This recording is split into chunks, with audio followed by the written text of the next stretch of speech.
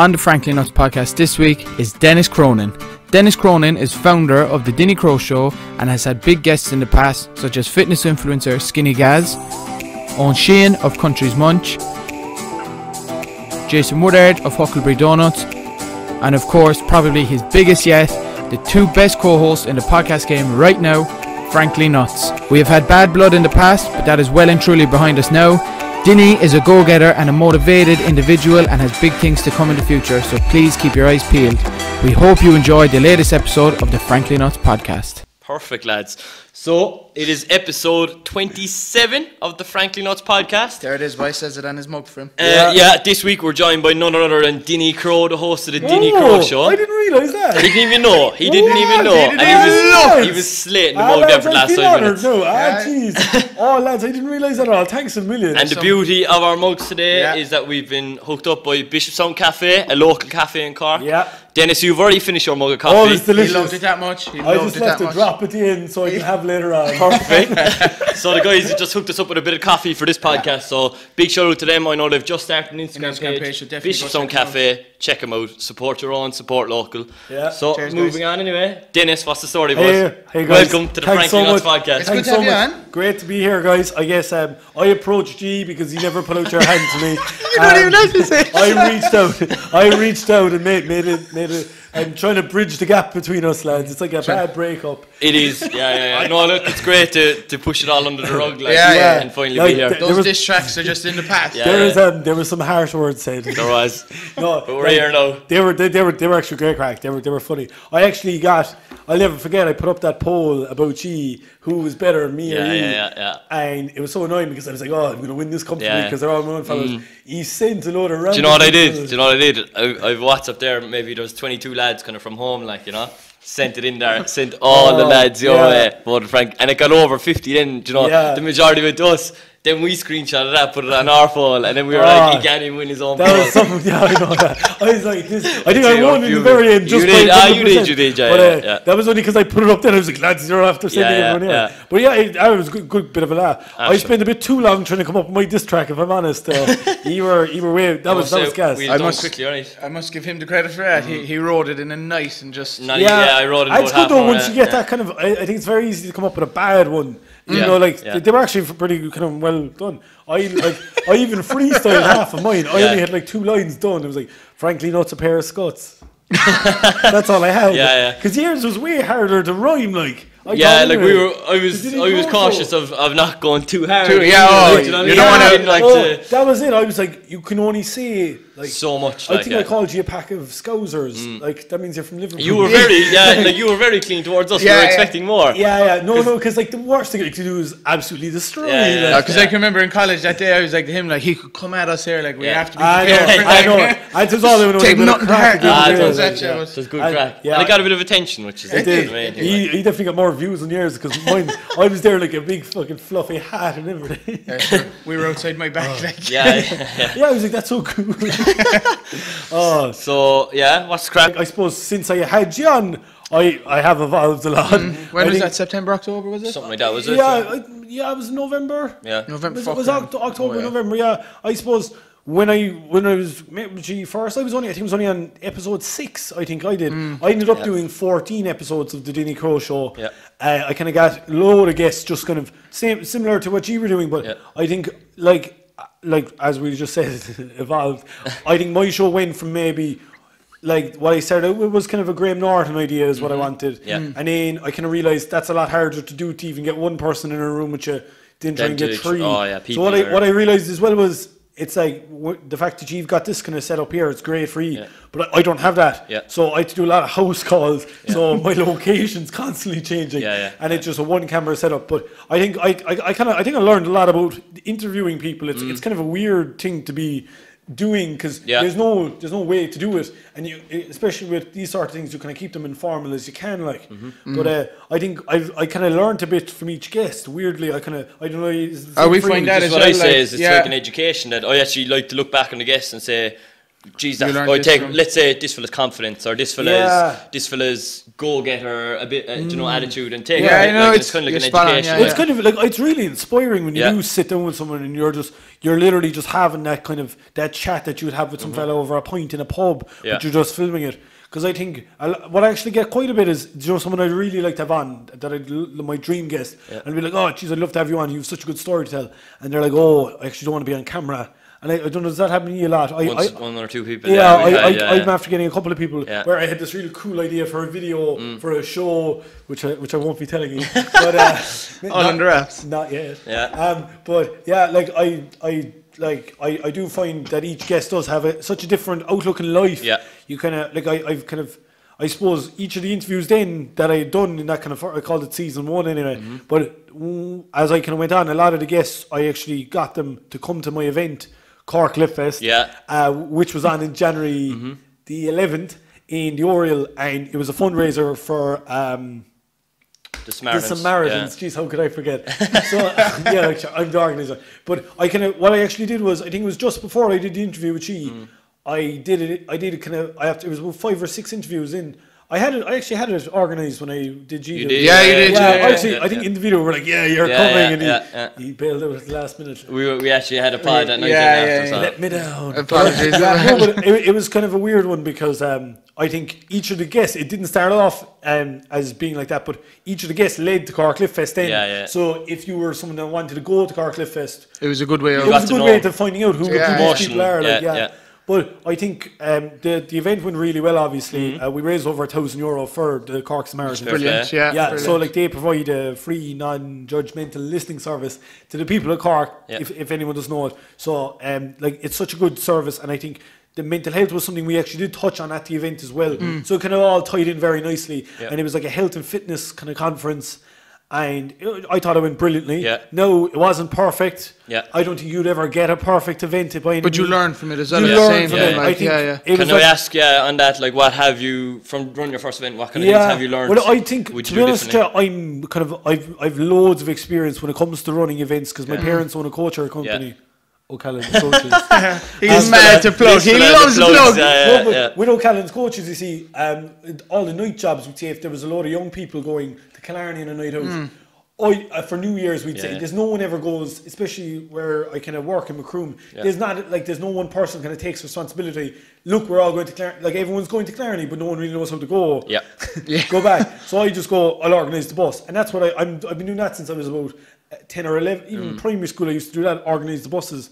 Just Entrepreneur at heart. Entrepreneur, like really. But it's kind Young of good. hustler in the schoolyard. It was a good way. It was a good way of getting business for my parents, and as well, people do want to go on buses places.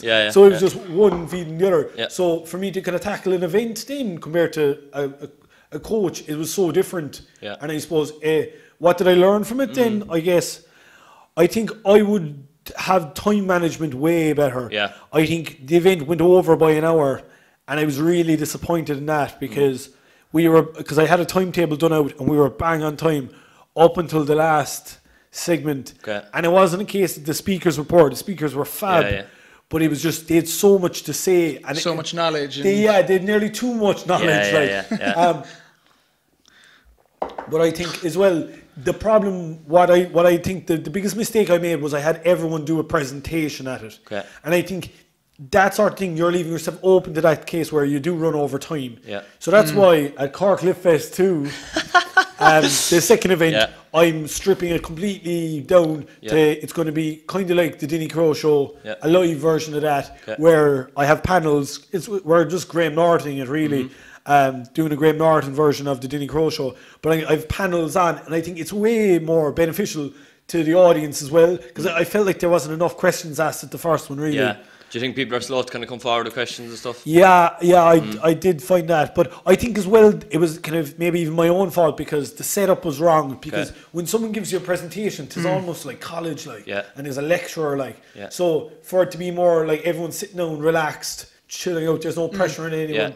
That might be like a good dynamic, a way to get people out. And will you interview them yourself then on stage and stuff? Like, will you be Graham Norton, we'll say, and then have 3 people exactly, sitting there? So the panels are made up of three people at the moment, and I'm releasing them now each week, so it's on February 24th in the Oriel from 5 to 8:30, and then there's networking in the bar afterwards. All right. So like I was eager to try and do that at the first event, but because we ran over time, you couldn't do it, and it was midweek as well. That was another mistake I made, but it was just the fact the room wasn't available, and I wanted to do it that first week of January or the second week of January. So with the second event now, it's going to be all kind of Graham Norton-esque. I've got people from health and well-being, motivation, training in terms of athletes, like what they do, and maybe stuff just that everyday person can take. And I think on top of that as well, we've nutrition as well, and I'm looking forward to the nutrition panel because I was so impressed by two of the lads that spoke on the nutrition, Luke O'Mahony from Exceed and Owen Sheehan, that I'm actually bringing them back. They're the only two survivors of the first event. Because no, it wasn't a case that anyone let me down or anything, but I felt like you need fresh faces. You do need fresh faces. You do, yeah. And what I wanted to ask was, you were telling us off the camera that you started your show in September, and you had 14 episodes in season 1. Yeah. When did you start thinking of your first LiftFest? When did you how did you come up with the idea? I think it was around episode 5, just before I met you actually, because it was kind of it was something that I think there's not ever. I always was one. I had this idea young ago to even do the show, but with the events in Cork, I always think there's very little to do for our age anyway. Like something that I would go to myself, and that's how I like to do these events. That it's something I myself would pay money to go and see, and I think. Like that was really it. I can admit it's so weird because you probably have the same experience.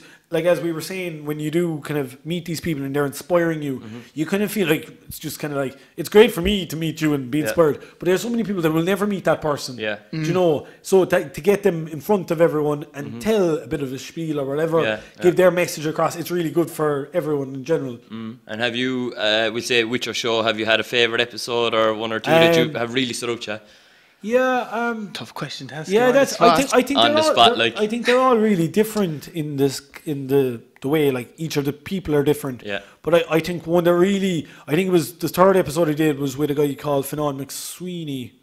Sweeney, sorry, Finan McSweeney, and he had this like he wasn't a sports star. He was just an everyday guy. Yeah. But he was after being battling disabilities all his life. He was diagnosed with autism and stuff, and like he literally got run over by a truck eventually. Like he got run over by a truck. He should have died, but he didn't.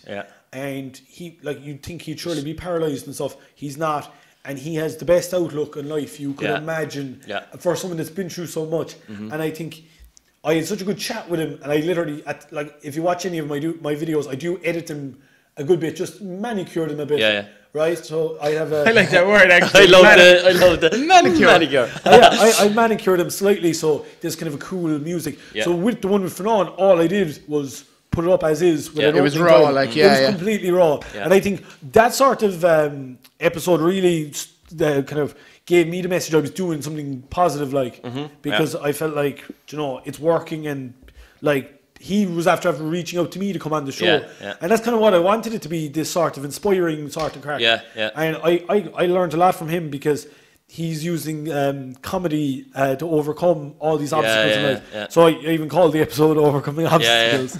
So he was really good. And when I did the interview with the Echo as well, before Cork LiftFest, this man is a plugger. They did feature that in the article as well. The headline though was an absolute joke, and I'm just going on record saying that it was kind of out of context. I think completely. Like if you read, like even the one. I remember I saw it on your Instagram, right? I was very disappointed in that because I was there trying to plug this event for charity. Yeah, and they focused on. And here they put up saying I was an overweight alcoholic with mental health problems. Like. I just thought it was a bit silly. Now, if it got extra people to the event, I don't care. Like, at the same time, like to like go into the shop and be delighted with a 2 bits spread DinnyCro and go home and all my family's there going, what the hell? What were you speaking about there? All I said was I cut back the drinking. And I started going to the gym. Like, does that mean I was overweight? I think in newspapers though they just take the smallest little sentence and they'll clickbait really in social media, like in essence. So like. I was a bit disappointed in that, but the event was such a success. I wouldn't even leave that bothering me really. But I think with the show now, I'm kind of I suppose I'm in between seasons now. Really, I've shot 2 episodes of this upcoming season. but I haven't put them up yet just because I've been so fucking busy. Yeah. Because I literally, not even a week after the first Cork LiftFest, I was like, I want to do another one. Yeah. So And that is coming. Here we go. Plug in coming. That is coming, like, yeah. So it's on the 24th of February in the Oriel again, from 5 to half 8. But it's like, we may as well just put the link to the tickets on the screen for the whole thing. We will put all the links. We'll put all the links. Don't worry about that. Sorry, no, we'll plug it so much. I know, it's good banter. And you just asked there about his favourite episode, but what I want to know is who'd be your dream episode? Yeah, just I'd love that. Maybe someone in Cork locally, and then abroad who you'd like to well, I'd obviously abroad, I'd love to have Graham Norton. Oh, he'd be a dream. Yeah. Would you say big inspiration from him? Oh, hugely. Like, yeah, I'd be a big fan of Graham Norton's show in general. But like, it's so weird because you never really, like, it's kind of like, I'd never really watch it for the celebrities. They're there, right? But you could watch it because Graham Norton's so funny and stuff. He's really good crack, like. But like, I think I took so much inspiration from him because he never is kind of daunted by who you meet. And I think you're exactly the same with your stuff. You kind of, it's weird because you could always, like, I think the first couple of episodes, you'd be nearly holding the person up on a pedestal. Yeah. We definitely found that as well. Yeah. Or even they think they are on a pedestal, some people. But I think, I think I've after realising that a lot of people, they might be as genuine as you think from doing the interviews with them. Like, but I don't know, like, do you know, you always, like, do you know what? I'd never really judge someone when I interview them. It's that day or two afterwards. Yeah. Do they put that social media link up? Will they give you a bit of a leg up? Do they plug you? Like, do you know that sort of? That's something I want to ask you, and there I know you touched on genuinely. So obviously you do think there is different people are different, really. Get the words out. Because I agree. Like, we've done we've done podcasts, right?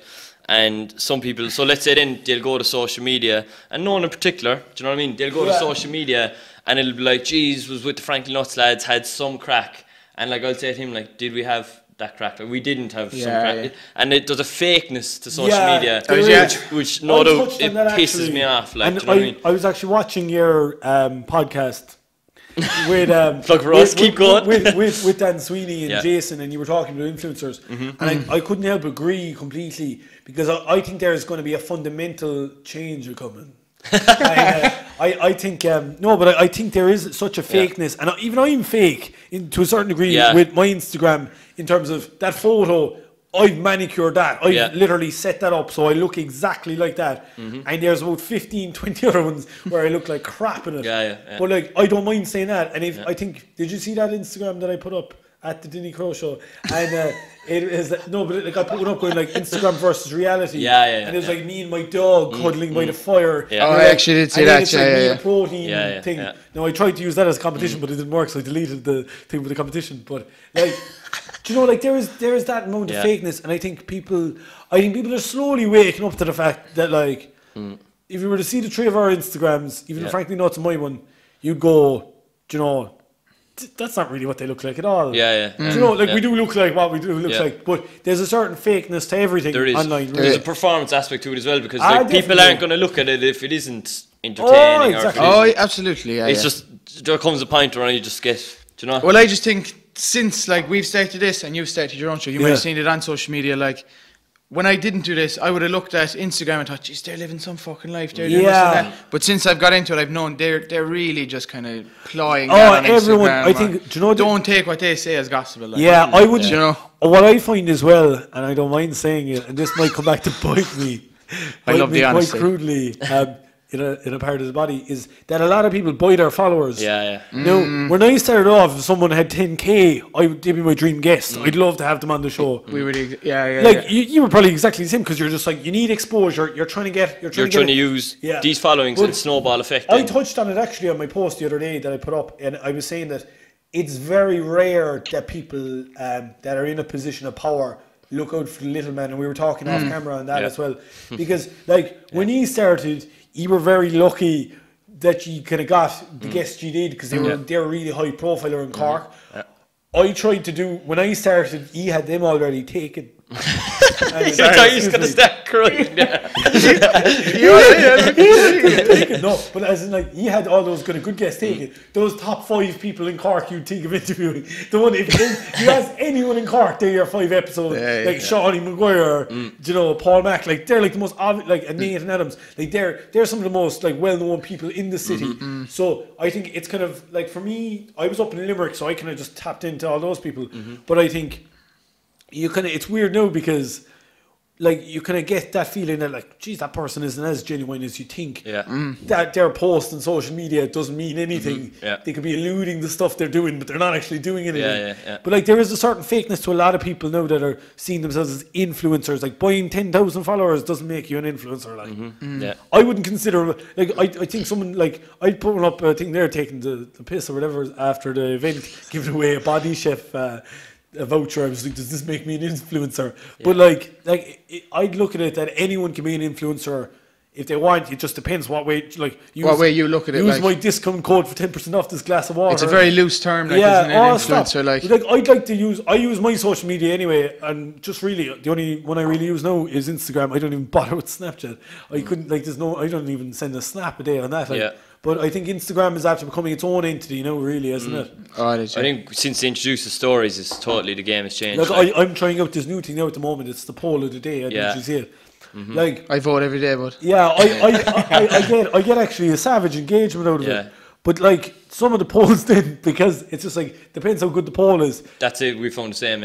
Same with anything. It just depends, and it's even with your Instagram. But like I find, and what I'm trying not to do is care as much about Instagram, and it's a hard thing to do for me anyway. I don't know, but I find it very hard not to care if people aren't taken to it. Like you can kind of get sucked into it, definitely. For sure. Oh, jeez, like I'm rightly sucked into it. If I'm honest, I'm rightly. Because as you were saying, you're very active on it. Like you can reach you within seconds.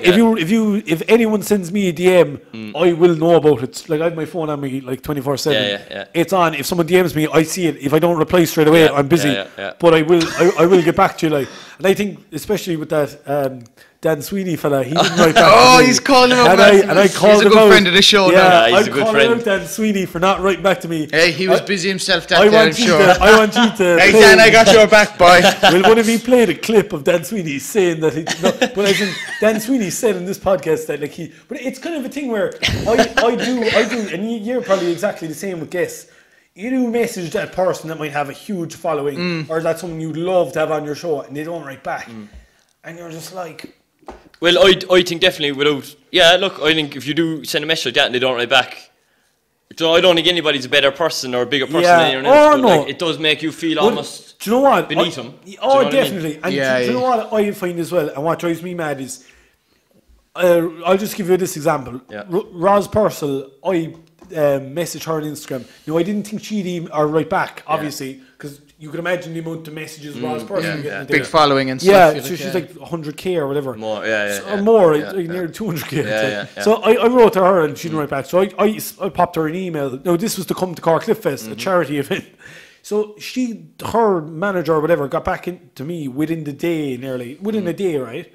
There's people in Cork who are nothing. They're nobody. They might just be good looking. They won't write back to you. Do you know what I mean? Yeah. They put up whatever. They don't like. They could put up God only knows what on their Instagram, and they would get a load of likes out of it. Fair enough. Yeah. But like, do you know, they don't write back to you then, and you're just like, I can get Roz Purcell to reply saying no. I'd much rather someone be honest and say no. Say no to you. Right? There's a way of saying no as well. Like, and you'd have respect for them. Like, there's people we've approached and one or two have said, look, it's not for me or whatever, and you've utmost respect for them. Do you know what I mean? There's a way of saying no. Like, but even that, like, if you say to me, no, I don't want to come on.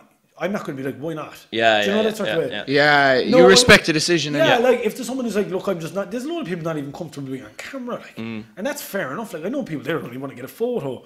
Do you know? Never mind come on a video and talk about their life, like. So like, I do get really annoyed about that, and I've got plans in the future to put an end to. What I want to get at next is you might have seen a clip last week of me and Joe on the pads. Oh yeah, and definitely. I think did you call us out on the need? I did. And I want to ask. Are we going to see Joe I would love to do an event in the future with G where we have a boxing match, a charity boxing match. I'd love to fucking see the two go at it. Do you know what? You're after just giving me another idea, which I will be talking to you off camera. Yeah. Sounds good. Build it up, get 4 fights. I could be the Dana White for the event. I think that'd be good. I think that'd be really good. No, my loyalty would lie on this side. But I would definitely. I would love to actually. Joe, we should get a card each. And we fill out the card, and I'd be the top bill, you'd be the top bill, or you could be. I'd definitely take it on, Joe. Yeah. He's happier now with it too. We should do it that we each build it up. 4 or 5 people on a team. Exactly. Team Dinny versus Team Joe. Love it. Yeah. Just we have to look into the logistics of it. Yeah, geez, like that'd be good. It'd be an interesting one, yeah. It would. I don't know how much. I wouldn't be that tough. I wouldn't be that tough at all. We could just do it out of backyard or something. Yeah. We wouldn't use an actual venue. Like. Yeah. But it's something to look forward to anyway. Yeah, bit of banter. And we have to be out of here soon. But another question I want to ask you, Dennis. Right? Yeah. I know you're an active bunny on Instagram, right? I sure am. So what I've been asking guests now for the last few weeks, if you could recommend one person that you think is a good follow on Instagram now. Yeah. That you think is a good follow, that you just see their content and you're like, geez, that's great. You probably have hundreds of people, like, because I know you're so active. I literally couldn't name any of those people out, but I think someone that I think is really good at the moment, and I already mentioned her, but Natalie Lennon. Yeah. Because she's sending out a message to young girls and girls our age that no one else is sending, I think. And I think, not that I have any problem with anyone putting up fucking half-naked pics, that's fine. I don't give a rat's ass, really.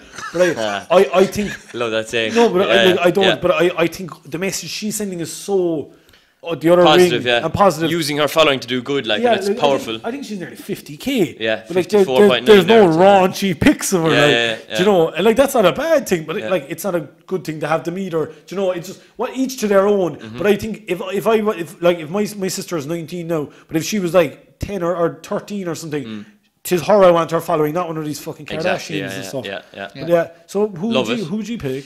Oh, good question. Fucking on the spot. I said it recently was Dos Brack. I don't know if you ever come across. He's class. I looked him up. Unbelievable, He's very good. Unbelievable. You know him, do you? I was on J1 with him. So we'll be able to pick him out so easily, hopefully. In San Diego, his identity is unknown. He's probably better off that way. He's a lovely guy, though. Lovely guy. Do a lot of the celebs follow him? Yeah, well, he has Joe Rogan now. He has Brendan Schaub. Get him on the show. Yeah. We've tried. He's actually not game, but Joe Rogan. Yeah. Oh, no, sorry, Joe Rogan. We've tried Das Brack. But he's a very talented guy, like. Oh, he's unreal. I see Brendan Keir actually bought one of his.